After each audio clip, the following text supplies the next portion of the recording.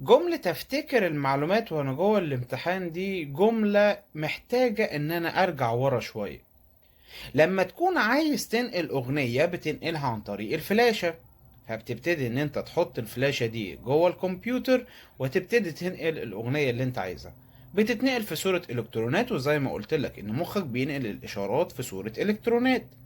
انت بقى لو ما كنتش عامل اللي عليك في ان انت تحط الفلاشة صح، وانا هنا قصدي بالمعلومة، لما تيجي تحط المعلومة صح جوه مخك، محتاج منك ان انت تكون هادي وتكون مركز جدا جدا جدا، علشان المعلومات اللي انت هتنقلها من اليمين للشمال هي هتتحفظ في مخك ان انت نقلتها من اليمين للشمال. واي لخبطة في دخول المعلومات دي جوه مخك على طول اوتوماتيك بتبتدي ان هي تتسيستم على الوضع اللي انت كنت حاطه فيها.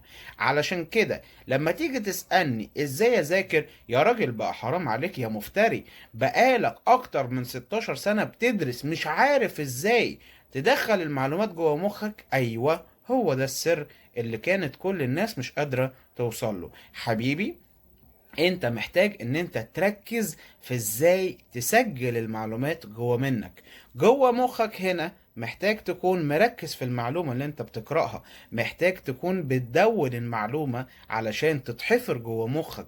وانس ان انت عملت كده هتحس بشوية ألم في مخك او شوية صداع من كتر التركيز في المذاكرة.